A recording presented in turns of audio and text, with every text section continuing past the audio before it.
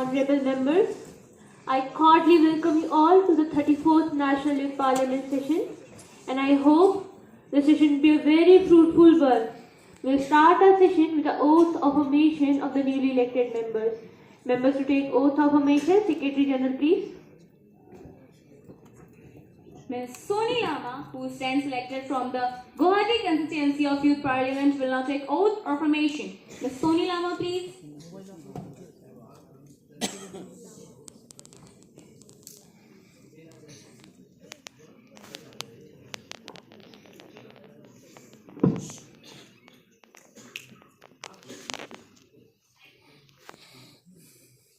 Madam, do you want to take oath or affirmation? Oath, please.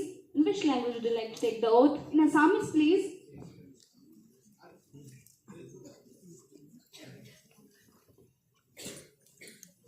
মই Sony Lama যুৱ সংসদৰ নিম্ন সদস্য নিৰ্বাচিত হোৱাত ঈশ্বৰৰ নামত শপত খাই কওঁ যে আইন অনুসৰি ভাৰতৰ সংবিধানৰ প্ৰতি মই প্ৰকৃত বিশ্বাস আৰু নিষ্ঠা পোষণ কৰিম। মই ভাৰতৰ সাৰ্বভৌমত্ব আৰু অখণ্ডতা ৰক্ষা কৰিম, যিটো কৰ্তব্যলৈ মই ওপৰত পৰিৱেশ কৰিব ওলাইছোঁ।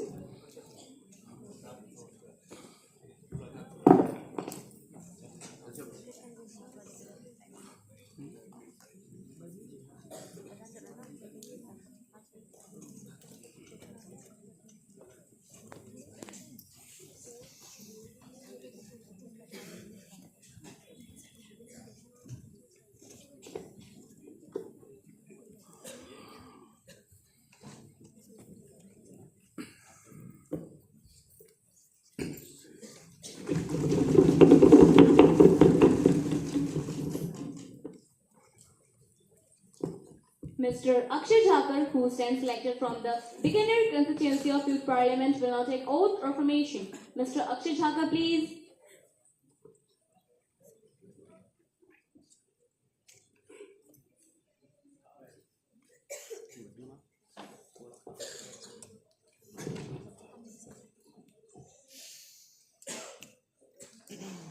Sir, do you want to take oath or affirmation? Oath, please. In which language would you like to take the oath? In Sanskrit, please.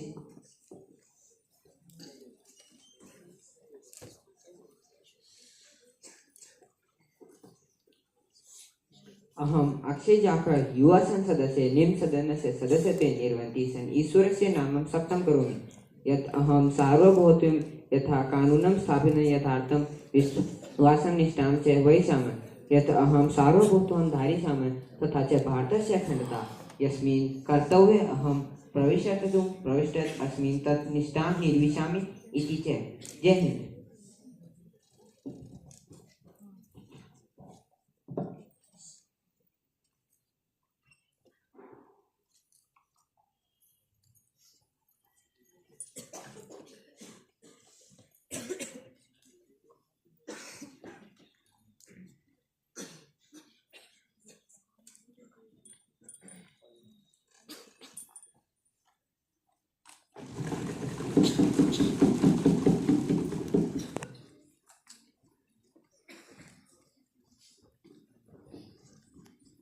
Honorable members, as we are meeting after 2 months, therefore, it is my sad duty to inform the House about the sad demise of a former member of 33rd Youth Parliament session and the former member of Education Minister of our country, Shri Anand Singh Ji. He passed away on 16th November 2023. He was 71 years old and he was admitted to AIIMS on 10th October 2023. His death is certainly sad. I express my deepest condolence to his bereaved family.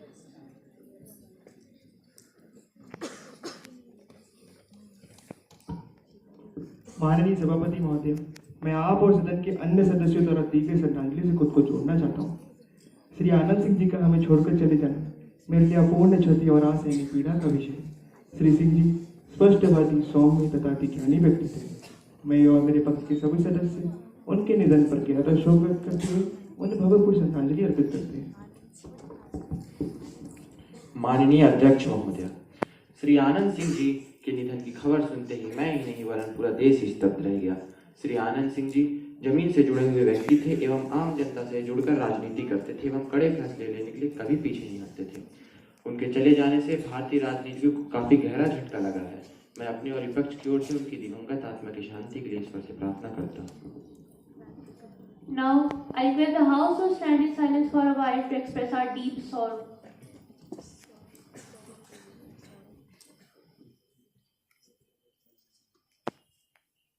Om Shanti. Secretary General may convey the message of condolence to the bereaved family. Yes, madam. Now, Honorable Prime Minister will introduce the new minister to the House. Honorable Prime Minister, please. अध्यक्ष महोदय, मैं आपसे और सदन से नए मंत्रियों का परिचय कराना चाहता हूँ। श्री विवेक कुमार, जल शक्ति मंत्री। सुश्री शार्या सिंह, ग्रामीण विकास मंत्री। Members, let us move on to our next item of our list of business today. Now, question hour. Question number 101. Ms. Aman Fatima, please. अध्यक्ष महोदय, क्या खेल मंत्री यह बताने की कृपा करेंगी का पारंपरिक खेलों को बढ़ावा देने के लिए केंद्र सरकार द्वारा राज्य सरकार को दी जाने वाली वित्त सहायता का विवरण क्या है? गा पारंपरिक खेलों को बढ़ावा देने के लिए केंद्र सरकार द्वारा क्या प्रयास किए जा रहे हैं? गा पारंपरिक खेलों को गा केंद्र सरकार द्वारा राज्य सरकार क्या सरकार का राष्ट्रीय स्तर पर पारंपरिक खेल प्रतियोगिता आयोजित करने की कोई योजना है, और यदि हाँ तो तत्संबंधित ब्यौरा क्या है? धन्यवाद। Minister of Youth Affairs and Sports, Ms. Mahi Jimnani, please.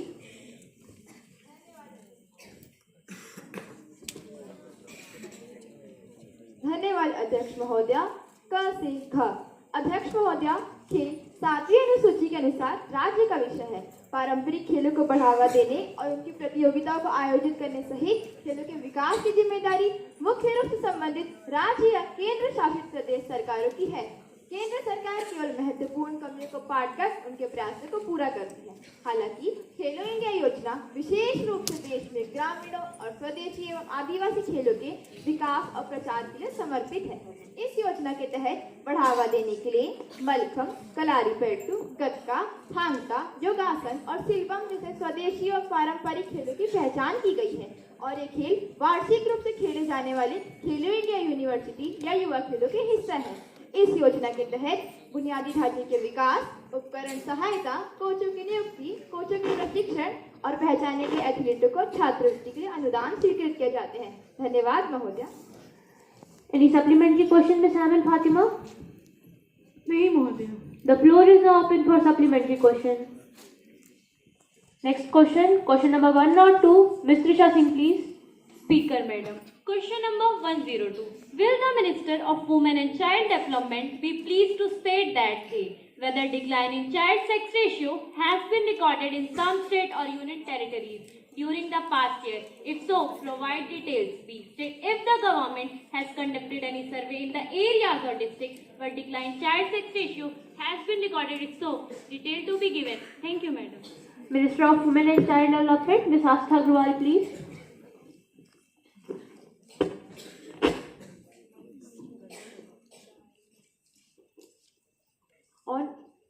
Honorable Speaker, Madam, the government is trying its level best to improve the child sex ratio with many innovative programs. It has made many positive improvements in sex ratio. Many states have improved their sex ratio considerably in recent 5 years. However, few states like Union Territory, few states and Union Territories like Andaman and Nicobar Islands, Bihar, Lakshadweep, Mizoram, Tripura, Dadar and Nagar Haveli, etc. are yet to be improved their sex ratio. B. The last census was conducted in 2011. As per the recent available report, an improving trend of 15 points at national level from 918 in 2013-14 to 933 in 2022-23 has been observed. Thank you, Madam. Any supplementary question, Ms. Trisha Singh? No, Madam. The floor is now open for supplementary question. Yes, Mr. Pranade, please. Honorable Speaker, Madam, will the minister be pleased to state that whether the government have issued necessary guidelines to the states which have not shown any improvement in sex ratio, and if so, the details thereof? Thank you, madam. Minister of Women and Child Development. Madam, the government taking consistent effort under Beti Bachao Beti Padhao scheme at all levels to generate awareness to stop sex selection and birth and encourage positive action to support health, growth, development and right of the girl child. The Ministry of has written to the Ministry of Health and Family Welfare and considered to the state government to take effective steps to address the issue of declining sex ratio at birth. Thank you, madam. Next question, question number 103. Ms. Tanisha Singh, please. Honorable Speaker, Madam, with the success of Chandrayaan 3, India became the first country to land on the Moon South Pole. It is a proud moment for India. Respected member, this is the question hour. Could you please come to the question? Yes, Madam, with all due respect, is the government aware of the fact that the startups in Indian space sector are not being encouraged? I want to ask, A, whether the government has taken necessary actions to make Indian space sector more business friendly, to beat the encouraging growth of Indian space sector or beat the FDI investments. B, if yes, the details thereof. If not, the reasons thereof. Thank you, Madam. Minister of State for Department of Space, Ms. Niharika Vakre, please. Honorable Speaker, Madam, A, I want to make it clear for my respected colleagues that reform in the space sector, which is undertaken by the government to make it business friendly. First, we released the Space Policy 2020. Second, several steps has been taken to enable non-government entities, NGOs, including startups, to take up an end-to-end space dominance activities. Third, the government has also came up with several initiatives which has been taken care of things such as in a space seed fund scheme, issue facilities to be offered free of cost or at reasonable prices to the private sector, frequent meet roundtable with national and international industries for the potential support. And B, recently, the government has also approved the space policy of 2023, which advises a greater role for the private sector for the value chain of space dominance. Currently, FDI in the space sector is permitted under heading the satellite establishment and operations via the government road up to 100%. Thank you, madam. Any supplementary question, Ms. Tanisha Singh? No, Madam. Next question, question number 104. Mr. Bhuvik Kumar Verma, please. माननीय सभापति महोदय, मेरा प्रश्न शिक्षा मंत्री जी से है। क्या शिक्षा मंत्री जी यह बताने की कृपा करेंगे कि क्या ये सच है कि हाल ही में देखे गए रुझानों में अलग अलग आयु वर्ग के छात्रों में उनकी पढ़ाई, परीक्षा और साथ ही साथ परीक्षा परिणामों को लेकर उनकी चिंता खतरनाक स्तर पर पहुंच गई है? यदि हाँ, तो उक्त चिंताओं को कम करने के लिए क्या उपाय किए जा रहे हैं? धन्यवाद महोदय।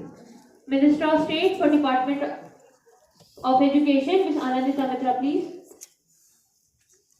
माननीय अध्यक्ष महोदय का हाँ, माननीय सदस्य ने जो भी कहा मैं उस बात से बिल्कुल सहमत हूँ। हाँ, सरकार ने उक्त चिंताओं को कम करने के लिए बहुत से उपाय किए। मैं आपके माध्यम से इस सदन को अवगत कराना चाहती हूँ कि शिक्षा मंत्रालय ने छात्रों, शिक्षकों एवं परिवार के सभी सदस्यों को मनोवैज्ञानिक सहायता प्रदान करने के लिए विभिन्न गतिविधियों पर एक विस्तृत श्रृंखला को कवर करते हुए मनोदर्पण नामक पहल शुरू की है। छात्रों तक देशव्यापी पहुंच के लिए राष्ट्रीय टोल फ्री हेल्पलाइन नंबर 844-844-0632 जारी किया गया है। NCERT छात्रों को मनोवैज्ञानिक पाठ्य पुस्तक प्रदान करती है जिसमें चिंता एवं तनाव के सभी पहलुओं को शामिल किया गया है। CBSE ने मानसिक स्वास्थ्य पर दोस्त फॉर लाइफ नामक ऐप लॉन्च किया है। मैं आपके माध्यम से इस सदन को अवगत कराना चाहती हूँ कि हमारे माननीय प्रधानमंत्री जी ने भी परीक्षा पे चर्चा एवं एग्जाम वॉरियर्स जैसे कई कार्यक्रम शुरू किए हैं। धन्यवाद। Any supplementary question, Bhuvik ji? नहीं महोदय। The floor is now open for supplementary question. Yes, Ms. Anushka, please. मैं माननीय शिक्षा मंत्री जी से आपके माध्यम से ये जानना चाहूंगी कि क्या छात्रों की भलाई के लिए भावनात्मक साक्षरता अर्थात इमोशनल लिटरेसी को विद्यालय के सभी क्रियाकलापों जैसे पाठ्यक्रम, औपचारिक और अनौपचारिक गतिविधियों में शामिल किया जाएगा? यदि हाँ तो तत्संबंधित ब्यौरा क्या है? यदि ना तो इसके कारण क्या है? धन्यवाद महोदय। Honourable minister please. माननीय अध्यक्ष महोदय, शिक्षा मंत्रालय ने एनईपी 2020 जारी किया है, जिसमें छात्रों की भावनात्मक साक्षरता के लिए कई रणनीतियों की सिफारिश की गई है। एनईपी 2020 में छात्रों के समग्र विकास के लिए भावनात्मक क्षमता को बढ़ाना भी शामिल होना चाहिए। आयुष्मान भारत स्कूल स्वास्थ्य एवं कल्याण कार्यक्रम के तहत जो बच्चे स्कूल जाते हैं उनके लिए भावनात्मक कल्याण एवं मानसिक स्वास्थ्य पर एक पूर्ण मॉड्यूल भी शामिल किया गया है। धन्यवाद महोदय। Next question number 105, mister Aditya Agarwal please. माननीय अध्यक्ष महोदय, क्या सांस्कृतिक मंत्री यह बताने कृपा करेंगे कि क्या सिद्ध और आयुर्वेदिक दवाओं की पद्धति से संबंधित मूल्यवान पांडुलिपियों का दस्तावेजीकरण किया जा रहा है, और यदि हाँ तो तथ्य संबंधी ब्यौरा क्या है, और पिछले 3 वर्षों में से प्रत्येक वर्ष और चालू वर्ष के दौरान कितने दुर्लभ अभिलेखों, दस्तावेजों और अन्य पांडुलिपियों को डिजिटलीकृत किया गया है? धन्यवाद महोदय। माननीय संस्कृति मंत्री श्री आशीष शर्मा जी। माननीय अध्यक्ष महोदय, हमारे साथी ने एक अत्यंत ही महत्वपूर्ण विषय को सदन के सामने रखा है। मैं आपके माध्यम से इस सदन को यह अवगत कराना चाहता हूं कि संस्कृति मंत्रालय के तहत एक स्वायत्त निकाय इंदिरा गांधी राष्ट्रीय कला केंद्र ने राष्ट्रीय पांडुलिपि मिशन के माध्यम से 5.2 मिलियन पांडुलिपियों का दस्तावेजीकरण किया है, 90 मिलियन फोलियो का संरक्षण किया है और भारत की पांडुलिपियों की विरासत के 3.5 करोड़ पृष्ठों को डिजिटाइज किया है। महोदया, राष्ट्रीय पांडुलिपि मिशन ने पहले ही अपने वेबसाइट पर 1,20,000 पांडुलिपियां अपलोड कर दी हैं, जिनमें से लगभग 70,000 पांडुलिपियां अनुसंधान के लिए सार्वजनिक डोमेन पर निःशुल्क उपलब्ध है। महोदया, सिद्ध और सार्वजनिक पांडुलिपियां डेटाबेस का हिस्सा हैं। कोविड-19 के कारण राष्ट्रीय पांडुलिपि मिशन पिछले 3 वर्षों से पांडुलिपियों का दस्तावेजीकरण नहीं कर पाया है। हालांकि यह पांडुलिपियों के संरक्षण और डिजिटलीकरण में समर्पित रूप से शामिल रहा है। धन्यवाद महोदय। Short notice question number 305, miss Fiza Ansari please. माननीय अध्यक्ष महोदय, नचान की चाहत यह प्रश्न काल है, कृपया सीधा प्रश्न पर आए। जी महोदया, मैं प्रश्न पर ही आ रही हूँ। न चांद की चाहत न तारों की चॉइस है, ना चांद की चाहत न तारों की चॉइस है। मेरी शादी में प्याज के भजिए और टमाटर की चटनी बने, बस इतनी ही ख्वाहिश है, बस इतनी ही ख्वाहिश है। कृपया आप सभी शांत हो जाइए। महोदया, इस सरकार को यह पता भी है कि हाल ही में टमाटर 200 रुपए प्रति किलो भाव के साथ आसमान छू के आ गया है। हमारे घरों में टमाटर का सेब के साथ उठना बैठना हो गया था, और अब शायद लगता है कि यही हालत प्याज के साथ भी होने वाली है। क्या उपभोक्ता मामलों के मंत्री हमें इसकी वजह बता सकते हैं? धन्यवाद महोदय। Minister of consumer affairs mister Arman Chaurasia please. माननीय अध्यक्ष महोदय, टमाटर की कीमत में वृद्धि का एक प्रमुख कारण मानसून से पहले अत्यधिक तापमान और फिर मानसून का देर से आना था। जब भंडार में रखी गई रबी प्याज का खत्म होना और खरीफ प्याज का देरी से आने के कारण सप्लाई की हालत खराब है। इस वजह से टमाटर की कीमतों में वृद्धि देखी जा रही है। धन्यवाद महोदय। Any supplementary question mister Ansari? नहीं महोदय। The floor is now open for supplementary questions. Yes, Miss Sakshi, please. अध्यक्ष महोदया, ऐसा कभी टमाटर तो कभी प्याज के साथ हो रहा है। हम जानना चाहेंगे कि सरकार टमाटर सहित आवश्यक वस्तुओं की मूल्य वृद्धि को रोकने और गरीब लोगों को मूल्य वृद्धि से बचाने में विफल क्यों रह रही है? धन्यवाद महोदया। Honourable minister please. माननीय अध्यक्ष महोदय, मुझे नहीं लगता कि सरकार आवश्यक वस्तु को मूल्य वृद्धि को रोकने में विफल। अध्यक्ष महोदय, सरकार ने समय समय पर कीमतों को स्थिर करने के लिए कई कदम उठाए। कीमतों को कम करने के लिए बफर से रियायत, स्टॉक की निगरानी, व्यापार नीति में बदलाव, कोटे में आयात शुल्क में बदलाव, वस्तु के निर्यात पर प्रतिबंध आदि शामिल है। धन्यवाद महोदय। No more question, please. The question hour is now over. Shunika Sushri Anjali ji.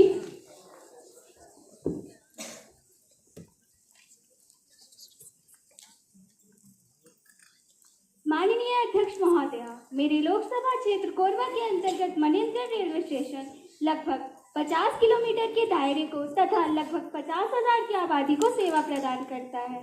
Corona महामारी के दौरान यहाँ से होकर जाने वाली अनेक लोकल ट्रेनों का परिचालन बंद हो गया।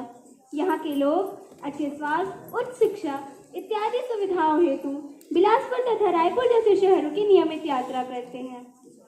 लोकल ट्रेनों का परिचालन बंद होने के कारण स्थानीय लोगों को अनेक समस्याओं का सामना करना पड़ रहा है। अतः मैं माननीय रेल मंत्री जी से आग्रह करती हूँ कि वे इन लोकल ट्रेनों का परिचालन यथाशीघ्र कराएं, जिससे कि यहाँ के लोग बिना किसी असुविधा के अपना सुचारू जीवन चला सकें। धन्यवाद महोदय। Honorable Speaker Madam, a serious breach of privilege has been committed by a leading newspaper of Delhi while commenting on the Government of National Capital Territories of Delhi Amendment Bill 2023, which is approved by the Parliamentary Standing Committee. The paper has attributed dishonest motive. Madam, I request you to allow me to raise a question on this matter now. Miss Jia Tiwari, you cannot spring surprises on me like this. Having given the notice of it earlier, you may give a copy of newspaper cutting and then I shall consider it. I have already given the notice of it at 10:15 a.m. today. The matter will be examined and then I shall let you know my decision. Thank you, madam. Papers to be laid on the table. Honorable Minister of Railway, Mr. Sushant Tiwari, please. Honorable Speaker, madam, I beg to lay on the table a copy of report on the progress made in the intake of scheduled castes and scheduled tribes against vacancies reserved for them in recruitment and promotion in the railways for the year 2023. Thank you, madam. Honorable Minister of Shipping, Ms. Shreya Thakur, please.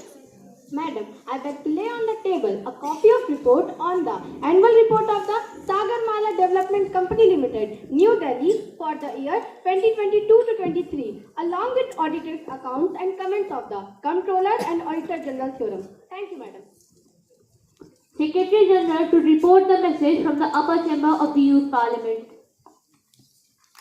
Madam, I have to report the following message received from the Secretary General of the Upper Chamber of Youth Parliament. In accordance with the provision of the rules of procedure and conduct of business, I am directed to enclose a copy of the Constitution 128 Amendment Bill 2023, Ordinary Shakti Vandan Adhiniyam, which has been passed by the Upper Chamber at the sitting held on 24 September 2023. Secretary General to lay on the table a copy of bill as passed by the upper chamber of the Youth Parliament. Madam, I lay on the table of the House the Constitution 128 Amendment Bill 2023 as passed by the upper chamber of Youth Parliament. Secretary General to lay on the table the 9 bills as passed by the upper chamber of the Youth Parliament during the last session and assented by the President. Yes, madam.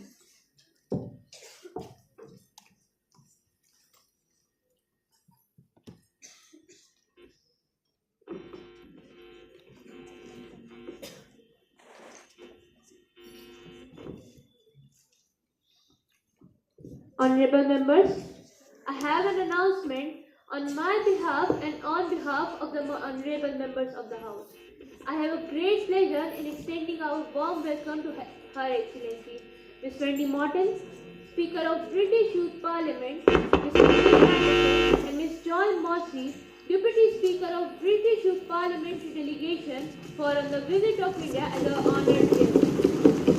It is a high-powered delegation. The delegation arrived on 26 November 2023 for a 5-day visit on the invitation of Indian Youth Parliament. They are now seated in the special box.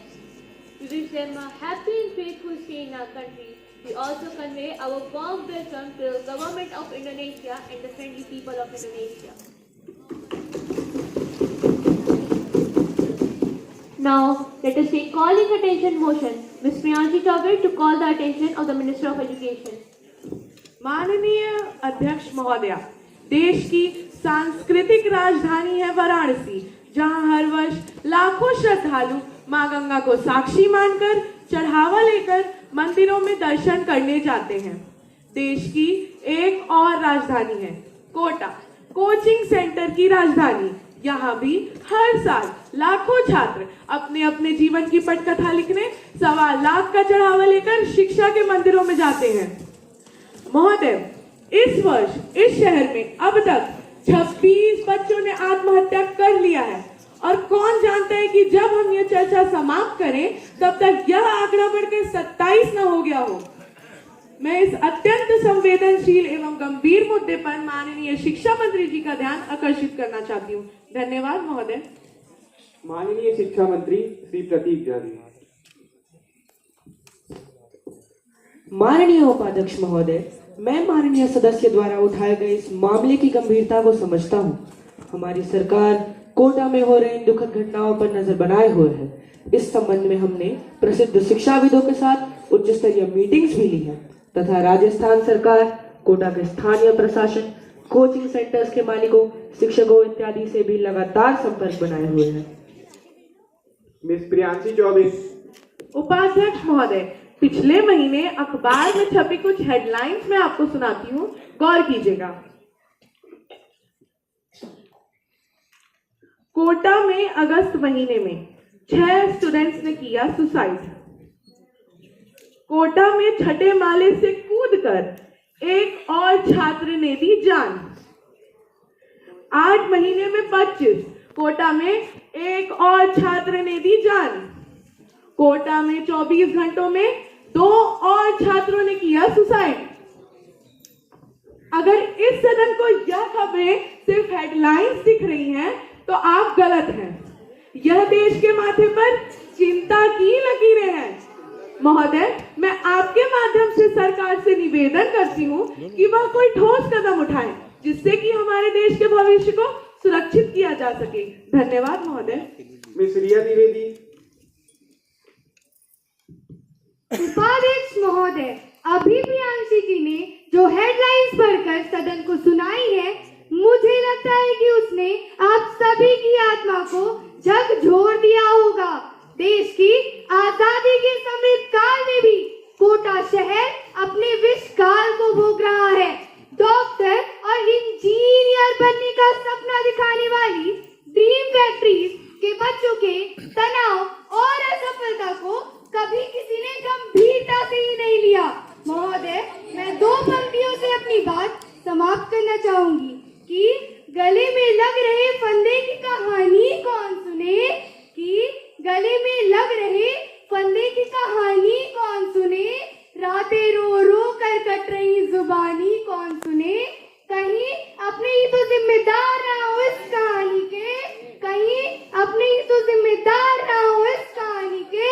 जो बच्चे बचे हैं इस शहर में, उनकी परेशानी कौन सुने, उनकी परेशानी कौन सुने। धन्यवाद महोदय। मिस परीन शेख। यहाँ हर शख्स हर पल हादसा होने से डरता है। यहाँ हर शख्स हर पल हादसा होने से डरता है। खिलौना है जो मिट्टी का फना होने से डरता है। मेरे दिल के किसी कोने में एक मासूम सा बच्चा बड़ों की देख कर दुनिया, हाँ बड़ों की देख कर दुनिया बड़ा होने से डरता है, बड़ा होने से डरता है। महोदय, तथ्य और आंकड़े हम सभी को मालूम है। प्रश्न ये है कि हम सब इन आत्महत्याओं के बारे में कितने गंभीर हैं। क्या माननीय शिक्षा मंत्री ये स्पष्ट करने का कष्ट करेंगे कि सरकार द्वारा कोटा और इसके जैसे और शहरों में रहकर प्रतियोगी परीक्षाओं की तैयारी करने वाले छात्रों के तनाव और आत्महत्या जैसे कदम उठाने से रोकने के लिए क्या उपाय किए जा रहे हैं? आगे कैसे इन्हें रोका जा सकता है या कम किया जा सकता है? धन्यवाद महोदय। माननीय शिक्षा मंत्री जी। माननीय उपाध्यक्ष महोदय, भारत के कोचिंग हब के रूप में जाना जाने वाला कोटा ने छात्रावादी के बीच आत्महत्याओं के दुर्भाग्यपूर्ण घटनाओं का गवाह रहा है। शिक्षा मंत्री के रूप में मैं स्थिति की गंभीरता और इससे हमारे नागरिकों को होने वाली पीड़ा को समझता हूँ। खोई हुई प्रत्येक जान एक गहरी त्रासदी है और हमारी संवेदनाएं उन प्रत्येक परिवारों और दोस्तों के साथ है जो इन हृदय विदारक घटनाओं से प्रभावित हुए हैं। भारत सरकार हमारे युवाओं की भलाई और मानसिक स्वास्थ्य के लिए गहराई से प्रतिबद्ध है।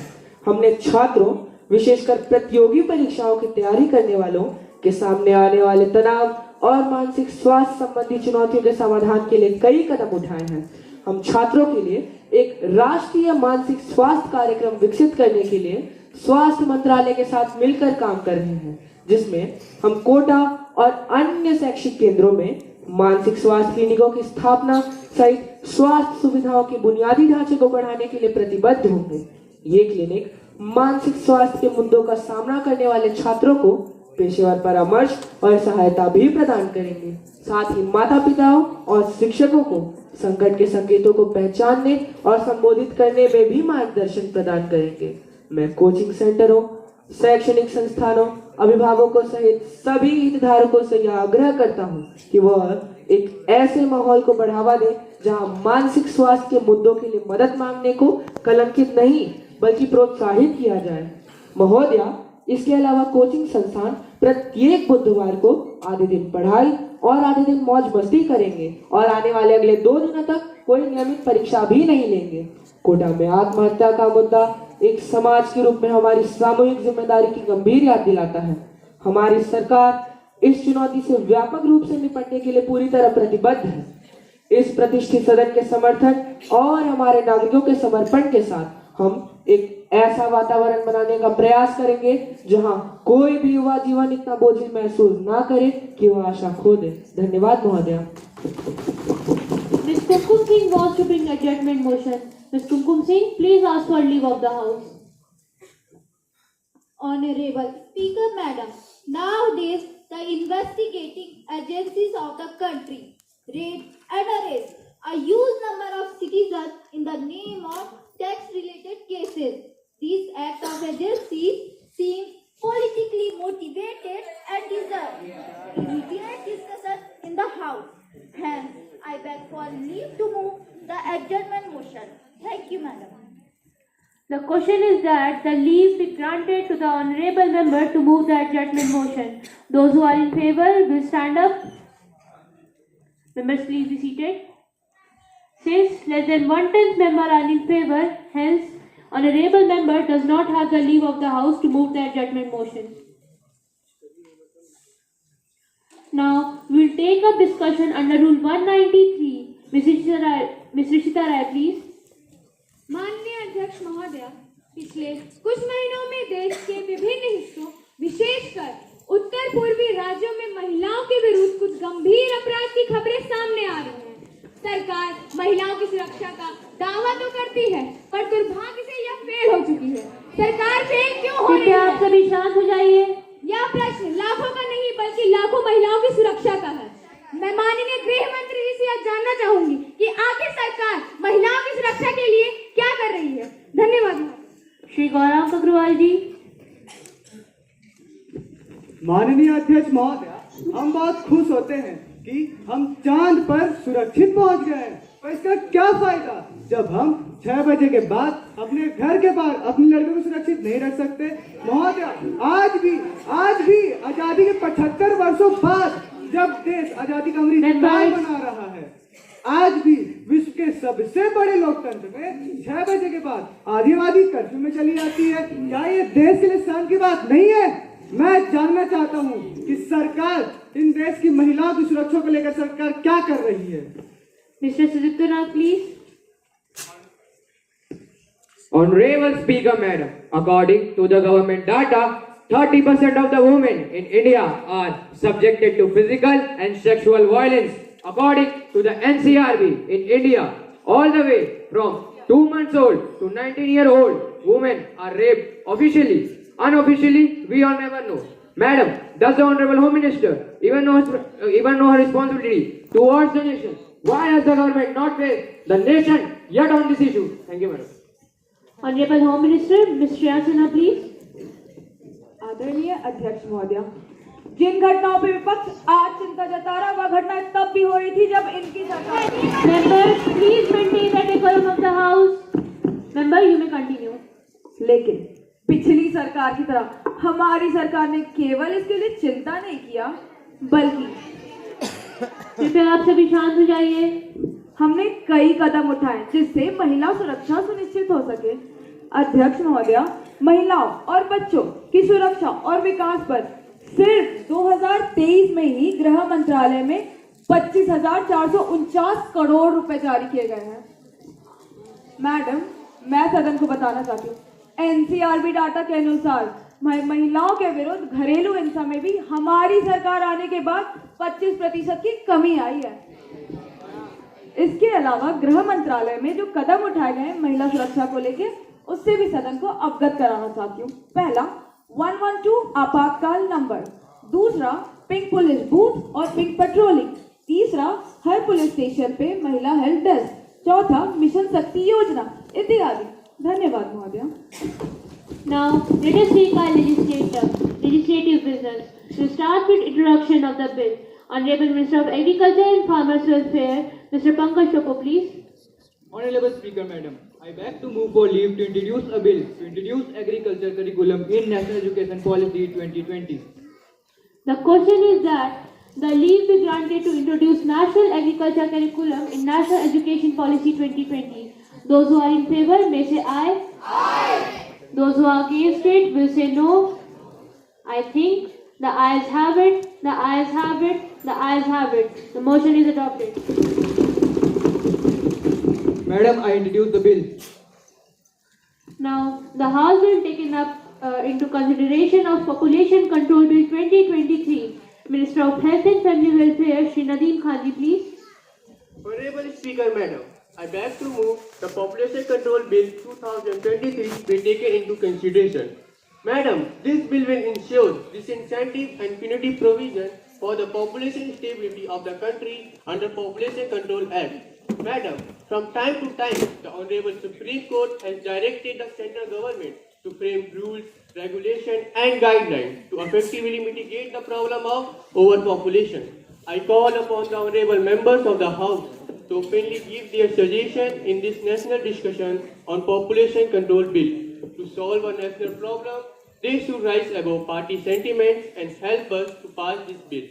Salient feature of some of the important provisions of the bill are as follows. First, this bill will ensure disincentive and punitive provisions are as follows. First, this act shall be applicable only for the married couple, where the boy is not less than 21 years of age and girl not less than 18 years of age. Second, the government shall set up the District Population Stabilization Committee in 100 districts with the highest recorded population growth rate. Third, the government shall give preference to the single child for admission in institutes of higher education.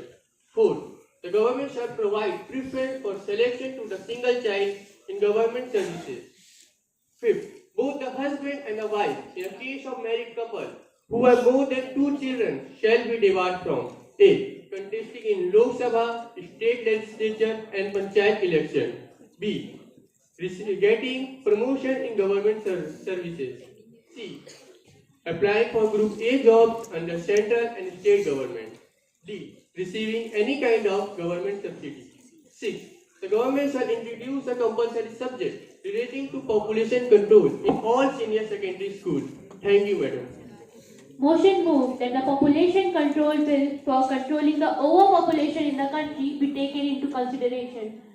Honorable Minister of Social Justice and Empowerment, Mr. Arvind Sarkar, please.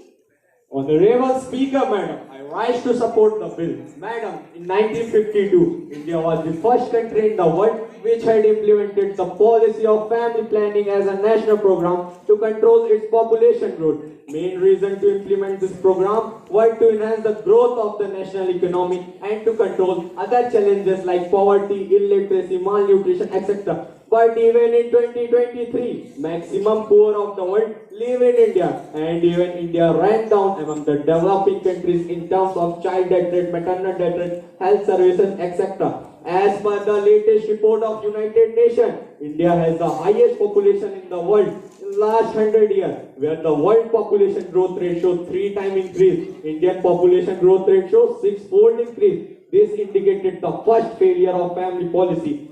Madam, if today the population control bill is not passed, so we shall feel shameful to present and our upcoming generation. Now I would like to wind up my speech with 2 lines that appropriate this situation. बिना सोचे समझे इस कदर जो तुम लोग जनसंख्या को बढ़ाओगे, बिना सोचे समझे इस कदर जो तुम लोग जनसंख्या को बढ़ाओगे, एक दिन बिना भोजन और पानी के मर जाओगे। Thank you madam. Ms. Alisha Singh, what is your opinion about this bill?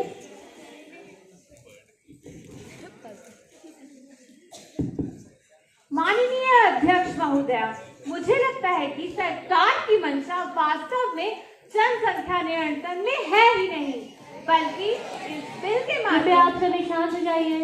बल्कि इस बिल के माध्यम से सरकार ने आम लोगों के निजता के अधिकारों को हनन करने का विचार बना लिया है। यह कब से निर्धारित हो गया है कि देश के नागरिकों के प्रजनन के अधिकार को सरकार नामक संस्था द्वारा नियंत्रित किया जाए। क्या सरकार यह तय करेगी कि कब बच्चे पैदा करने हैं और कितने बच्चे पैदा करने हैं? महोदया, मैं सरकार से कहती हूँ कि जनसंख्या बिल के चक्कर में पड़े हो क्यों, मास्टर स्ट्रोक बताती हूँ, विश्वास कीजिए, जनसंख्या अपने आप कंट्रोल हो जाएगी। बच्चे पैदा होने पर भी जीएसटी लगवा दीजिए। Please maintain the decorum of the house. महोदया, यह बिल हमारे संविधान द्वारा मुझे 16 में दिए गए नौकरियों में सभी नागरिकों के लिए अवसर की समानता तथा अनुच्छेद 21 में दिए गए जीवन के अधिकार का भी हनन करती है। अतः महोदया, मैं इस बिल का पुरजोर विरोध करती हूँ। धन्यवाद। Mister Mansoori please. धन्यवाद महोदया, आपने मुझे अपना विचार रखने का मौका दिया। महोदया, जनसंख्या नियंत्रण की जरूरत को पूरा देश समझता है। हमारा देश छोड़िए, ये हमारे लिए कितनी बड़ी समस्या है, ये विश्व स्तरीय किसी भी संगठन की रिपोर्ट पढ़ने पर भी समझ आता है। सिर्फ विपक्ष को ये समस्या एक समस्या नहीं लग रही। विपक्ष का दुख मैं समझ रही हूँ कि जनसंख्या नियंत्रण होने से इन्हें क्या परेशानियाँ होंगी। महोदया, सन 88 में एक फिल्म आई थी तेजाब, उसका एक गाना था 1 2 3 4 5 6 7 8 9 10 11 12 13। महोदया, विपक्ष चाहता है कि हर परिवार में इतने ही बच्चे हों। Members, please maintain the decorum of the house. Member, you may continue. क्योंकि अगर 2 बच्चे होंगे तो पढ़ जाएंगे, सीढ़ी तरक्की की चढ़ जाएंगे। फिर बोलो रैली में कौन आएगा, नारे वाले कौन लगवाएगा।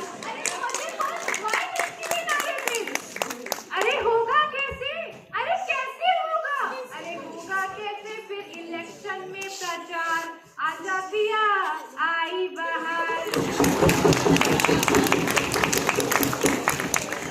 तो महोदया, आगे जनसंख्या का यही एक फायदा मुझे समझ आ रहा है, जिसकी वजह से विपक्ष इसका विरोध कर रहा है। महोदया, एक अनुमान के अनुसार सन 2025 तक हमारे भारत की कुल आबादी 150 करोड़ हो जाएगी। आज विश्व की समस्त गरीब जनसंख्या का 1/3 भाग सिर्फ भारत में है। बाल कुपोषण के मामले में भारत, पाकिस्तान और बांग्लादेश से भी ज्यादा बुरी हालत में है। महोदया, अगर हमें शिक्षा, स्वास्थ्य, रोजगार और अन्य बुनियादी सुविधाएं हर व्यक्ति तक पहुंचानी है तो जरूरी है कि जनसंख्या नियंत्रण किया जाए। यह कानून हमारे देश के विकसित बनने की राह में पहला और सबसे महत्वपूर्ण कदम साबित होगा। धन्यवाद महोदया। लीडर ऑफ अपोजिशन श्री अनमोल सिंह जी। माननीय सभापति महोदया, इस कानून के द्वारा सरकार की महिला विरोधी मानसिकता का पता चलता है। Members, please maintain the decorum of the house. Bharatiya Samaj में यह प्रथा वर्षों से रही है कि संतान के रूप में लड़कों को प्राथमिकता दी जाती है। महोदया, मेरी बात का विरोध करने वालों को हमारे देश के लिंगानुपात पर नजर डालनी चाहिए। महोदया, जब भी जनसंख्या नियंत्रण नीतियां लागू की जाती हैं, तो इससे कन्या भ्रूण हत्या, प्रसव पूर्व लिंग जांच एवं लिंग आधारित गर्भपात जैसी घटनाएं बढ़ जाती हैं। परिवार यह सुनिश्चित करने के लिए दबाव महसूस करता है कि बच्चे लड़के हों, और महोदया, इस प्रकार यह कानून देश के लिंगानुपात में और कमी लाएगा। महोदया, आज भारत में जनसंख्या नियंत्रण नीति से ज्यादा जरूरी है जनसंख्या प्रबंधन। अतः जनसंख्या नियंत्रण विधेयक की जगह जनसंख्या प्रबंधन विधेयक की जरूरत है। यह नीति एक और असफल योजना कहलाएगी। अतः मैं नई जनसंख्या नियंत्रण नीति का विरोध करता हूँ। धन्यवाद महोदया। माननीय प्रधानमंत्री जी। माननीय अध्यक्ष महोदया, मैं जनसंख्या नियंत्रण विधेयक 2023 का पुरजोर समर्थन करता हूं। मैडम, यह हर देशवासी का सपना है कि वह अपने देश का नाम विकसित देशों की सूची में देखे, लेकिन तेजी से बढ़ती जनसंख्या हमारे सामने एक बहुत बड़ी बाधा के रूप में खड़ी है। महोदया, जनसंख्या स्थिरता के लाभों को गिनने के लिए हमें बहुत दूर जाने की आवश्यकता नहीं है। हमारा अपना पड़ोसी देश चीन इस तरह का सबसे अच्छा उदाहरण है, जिसने जनसंख्या नियंत्रण के लाभों को प्रभावी ढंग से अपनाया और कुछ ही दशकों में वह स्थिति प्राप्त कर ली जहां वे न केवल जनसंख्या वृद्धि में रोक लगाने में सफल रहा, बल्कि नियत समय में उस स्तर पर पहुंच गया जहां वे आज विकसित देशों के साथ खड़ा है। जब भी कोई विश्व राष्ट्रीय संगठन भुखमरी, भ्रष्टाचार और मानव विकास से संबंधित कोई सूचकांक जारी करते हैं तो हम तमाम कोशिशों के बाद भी खुद को उसमें शर्मनाक स्थिति में पाते हैं। मेरा मानना यह है कि हमारे समाज की पूरी समस्या अज्ञानता और जनसंख्या नियंत्रण के लाभों के बारे में जागरूकता के कमी के कारण है। हम विशेष रूप से ऐसे लोगों की सोच बदलना चाहते हैं तो ये सोचते हैं कि अधिक बच्चे पैदा कर वे अधिक कमाई वाले हाथ जोड़ रहे हैं। हमें उन्हें यह समझाना चाहिए कि अधिक बच्चों का अर्थ उचित रोजगार के बिना अधिक लोग हैं। राष्ट्र के रूप में हम अपने समाज के सभी वर्गों की स्थिति में सुधार करने के लिए प्रतिबद्ध हैं, ताकि हमारे समाज का सबसे गरीब सदस्य भी विकास के कार्य में योगदान दे सके। और अंत में मैं कुछ चंद पंक्तियों से अपनी बात को समाप्त करूंगा कि जनसंख्या वृद्धि का ग्राफ बढ़ता जा रहा है, जनसंख्या वृद्धि का ग्राफ बढ़ता जा रहा है और इंसान अकेलेपन में घसता जा रहा है। माँ बाप के 4 बेटे एक से बढ़कर एक, माँ बाप के 4 बेटे एक से बढ़कर एक, लेकिन बुढ़ापा फिर भी लाचारी में घटता जा रहा है, लाचारी में घटता जा रहा है। धन्यवाद महोदय।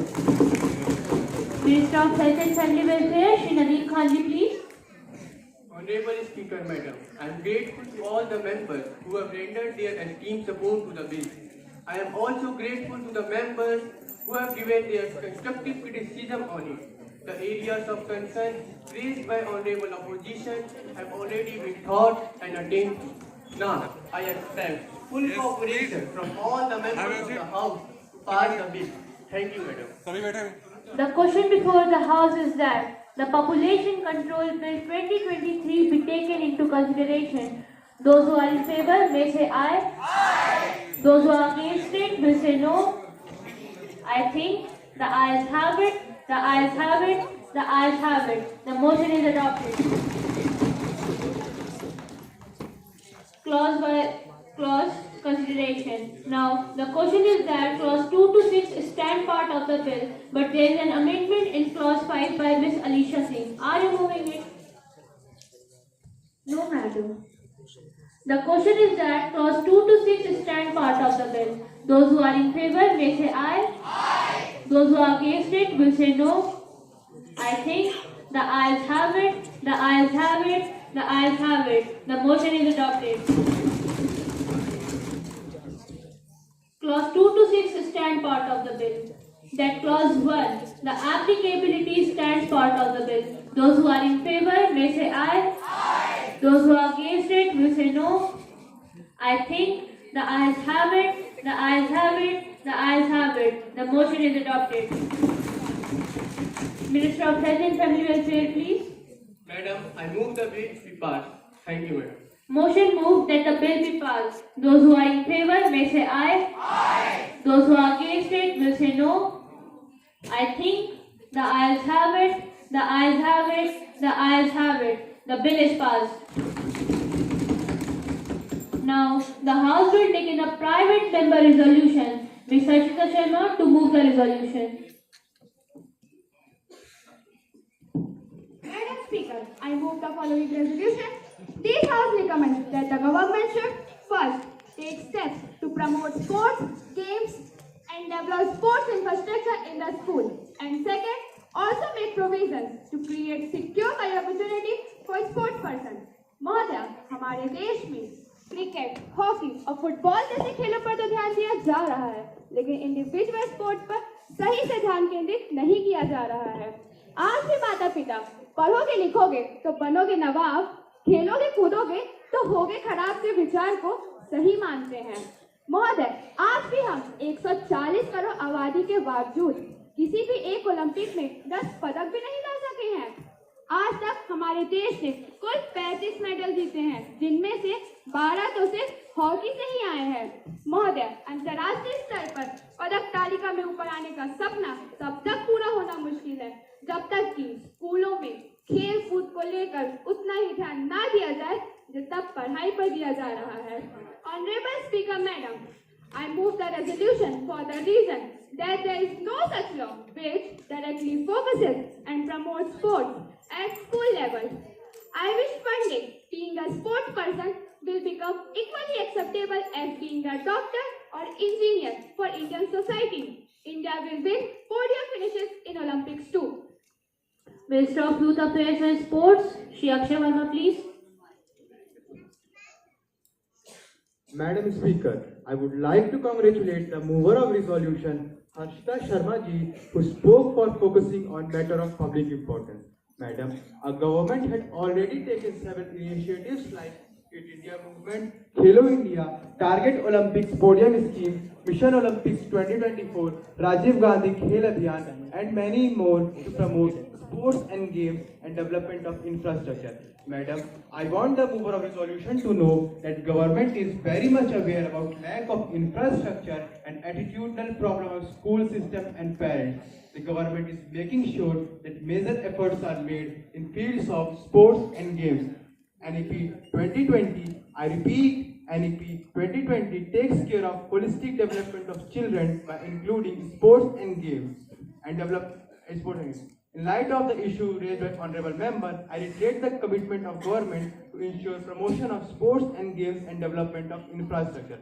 I thus request the member to withdraw the resolution. Thank you, Madam. Mr. Harshita Sharma ji. Madam Speaker, I am grateful to the Honorable Member for lending support to my resolution. In view of assurance given by Honorable Minister of Youth Affairs and Sports, I may be allowed to withdraw this resolution. Has the Honorable Member leave of the House to withdraw her resolution? Yes. The resolution by leave of the House is withdrawn. Now, the House is adjourned to meet tomorrow again at 11 a.m.